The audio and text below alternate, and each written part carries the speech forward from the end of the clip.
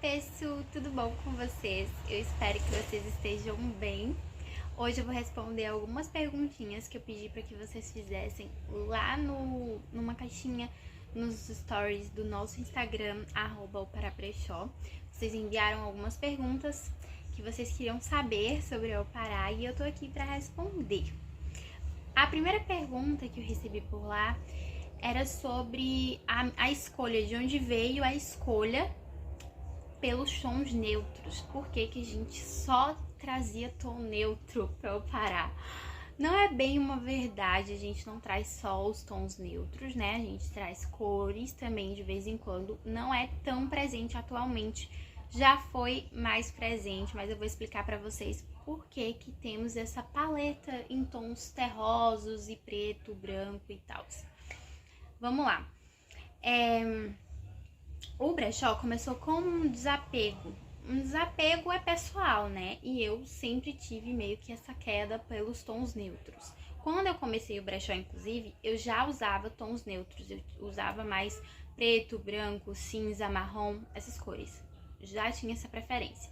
Não foi sempre assim, eu fui uma criança que quem escolhia as roupas era minha mãe, então eu já usei colorido.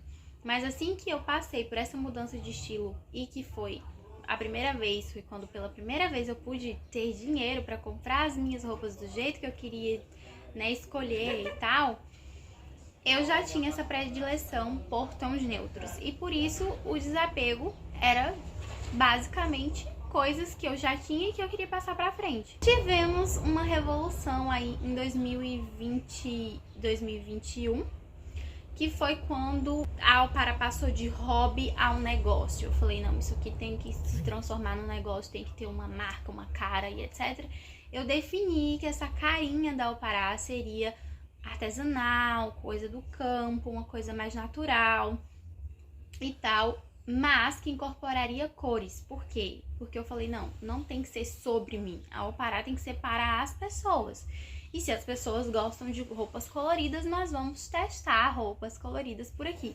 Então voltaram as cores, mas sempre com essa base mais neutra, do branco, dos tons terrosos, da madeira, do natural. Calhou que na mesma época, né, que era a época de pandemia, a cor viralizou. Então a gente teve o lançamento dos shorts Mon coloridos, da Ramushi, e a gente passou por aquela fase do colorido, assim como todo mundo. Eu também estava passando por uma fase que gostava mais de colorido e que estava usando mais colorido por causa do meu filho, que estava ali com 2 anos, 1 ano e pouco, 2 anos. E aí também eu estava mais imersa nessa coisa do infantil e trouxe mais cor também para o Pará. Então foi isso, foi um processo. E aí veio em 2021 a loja, né? E aí quando veio a loja, que era tipo uma vitrine, que a loja, a gente não tem vitrine na loja, né? Mas as fotos da loja, a vitrine da Alpará, eu precisei sentar e analisar o que é que eu queria de fato, qual mensagem eu queria passar, o que eu queria que a Alpará levasse para as pessoas, e talvez a cor não fizesse tanto parte dessa mensagem, entende? Não traria essa mensagem com tanta clareza da forma como eu queria. E aí voltamos aos tons neutros, tons de off-white, etc. O que não quer dizer que a gente não tenha cor. Nós temos cor, as cores ficam ali escondidinhas, mas elas não aparecem no nosso feed, mas elas estão ali. Se você rolar o carrossel, vai aparecer alguma coisa colorida. Eu sentei e fui analisar, o que é que eu quero que o Pará passe, o que eu quero trazer. É a mensagem da temporalidade, das peças que combinam entre si, do armário cápsula, é o que eu vivo, né, de certa forma. Se vocês olharem meu guarda-roupa, ele tem muitos, só tem tom neutro, não tem nada colorido no meu guarda-roupa. O máximo que tem é um tom assim, ferrugem, de colorido é tom ferrugem e tal, que é terra também. Então assim, eu queria isso, é o que eu vivo, é a minha verdade. Eu falei, eu preciso para poder bancar mesmo.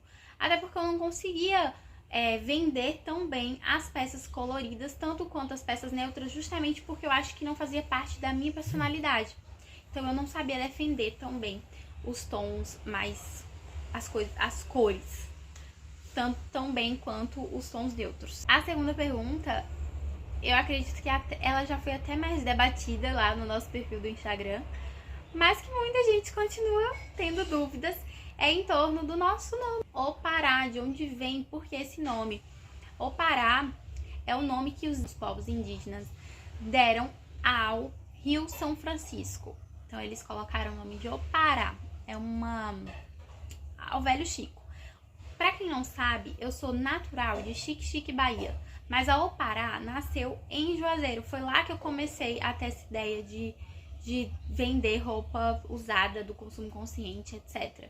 Então, quando eu criei o primeiro perfil, eu já dei esse nome. Eu lembro que foi no Facebook. Eu já criei com esse nome, Opará, em homenagem ao rio que banha as cidades da minha vida. Até então eu tinha morado em Xique-Xique, Salvador e Juazeiro, talvez porque eu tenha vivido sempre numa cidade banhada por ele, em que eu ouvi histórias sobre ele, em que eu vivia na beira do rio com minha mãe comprando peixe, fazendo viagem de barco para Pilão Arcado, para Passagem. Então, assim, eu sou apaixonada pelo Rio São Francisco e veio Opará. É tanto que a logo da Opará são as ondinhas e eu fiz aquilo ali no Paint. Se eu não me engano, eu fiz no Paint e até hoje a mesma logo. A gente já começou com aquela logo e com esse nome desde o início. Sempre foi Opará. Cecília parabenizou a gente pelo nosso trabalho e também comentou que gostou muito da estética da loja. Obrigada, Cecília. E perguntou de onde veio a inspiração, porque nem parece muito a vibe dos brechós que ela conhece. Ela disse que sente mesmo uma energia diferente. E é justamente sobre isso. Quando eu sentei pra bater o martelo, pra analisar tudo que eu queria, eu fiz enquetes, né? Quando a gente montou a loja, eu fiz enquetes com o público da Opará. Claro que a gente já tinha essa base, que seria uma base mais natural, artesanal, essa coisa da madeira, do branco, a base de cores a gente já tinha também. Mas aí veio a ideia do macramê, que não partiu da gente, partiu do público, porque minha ideia era só a madeira, mas veio o macramê, veio a coisa do algodão. Então ficou essa vibe mais natural e a gente gosta de ter essa energia country, né? Essa coisa meio campo também, para que a gente possa incorporar. Tem uma coisa do cottage, é urbano também, não deixa de ser urbano, mas tem esse quê de campo, de roça, que é para trazer o calor, né? Essa coisa mais gostosa, o aconchego do campo para nossa realidade urbana. Onde nós encontramos tantas peças lindas também foi uma das perguntas. Garimpo em feirinha de Pichincha, em bazar, em estoque morto de lojas. E aí esses estoques mortos de lojas a gente vai descobrindo, eu vou procurando, né, que tem uma loja antiga, eu vou pesquisando, eu identifico o vintage de uma forma muito pá. Eu não sei, gente, eu sou chamada e quando eu vejo, eu tô no lugar e tem vintage e eu tô encontrando, sabe? E a gente costuma ser muito, muito criterioso, eu sou muito criteriosa. Pode passar uma coisa ou outra, mas eu, assim, se passar é porque realmente passou, mas eu tento ser muito criteriosa. Mesmo quando eu vou ao garimpo com meu filho, que ele apronta nesses garimpos, eu tento, e eu não consigo dar tanta atenção pro garimpo, eu desisto de garimpar, eu vou embora, eu desisto e deixo pra voltar numa outra oportunidade, pra não levar gato por lebre, porque eu já fiz muito isso de quando eu garimpava, principalmente em bazar, eu já garimpei muita coisa e quando eu chegava em casa que eu ia olhar era muito defeituosa, tinha muita mancha, tinha coisas que a gente não conseguia salvar, nem customizando não dava. E assim, hoje em dia eu priorizo muito a qualidade das peças que vêm pra Opará e tem que ser assim, impecável. Eu tento, né? É quando tem alguns defeitos que são coisas que a gente vê que é carinha de velho e tal, aí pra mim passa de boa, mas eu tento sempre prezar pela qualidade, uma coisa que eu sei que vai durar por muito tempo, que é o que eu gosto. Eu gosto de colocar no meu armário coisas que eu sei que eu vou usar por muito tempo, que vai durar, que vai me vestir bem, e obviamente que tudo que eu quero pra mim, eu quero pro meu cliente. Eu desejo o melhor pro meu cliente, que a gente foca na qualidade, na beleza, na temporalidade e no conforto. A gente não fala tanto sobre a marca em si, a gente trabalha com essas características. Então, se tem essas características, a gente traz, então, tenho ali um olhar mais clínico para tentar identificar quais são os lugares que eu vou encontrar esse tipo de peça. E a última pergunta, claro que tinha que ter o assunto maternidade, afinal de contas, Joaquim tá sempre lá aparecendo. E eu acho que essa era uma pessoa que tinha acabado de chegar no perfil, porque ela devia ter visto os vídeos. Eu não conheço pelo próprio nome da pessoa que enviou a pergunta, eu não identifiquei como uma cliente, mas ela chegou ali no perfil e estava começando a acompanhar a gente. Ela perguntou como é que eu consigo adaptar, né, e fazer tudo que eu faço e tentar produzir com uma criança, e como é esse processo. Eu já até gravei um vídeo lá pro Instagram falando sobre empreendedorismo materno, porque eu falo que a Au-Pará, ela é um empreendedorismo, é um pequeno negócio, mas antes de tudo isso é um empreendedorismo materno. Não começou como uma iniciativa de empreendedorismo materno, mas hoje é, e ela se solidificou, ela se tornou, ela criou uma potência maior a partir do nascimento do meu filho. E foi para sustentá-lo, para poder acompanhá-lo, para poder tá ali lado a lado com ele, que eu optei por dar seguimento ao Au-Pará e por fazer ao Au-Pará ter vida, né, crescer e tal.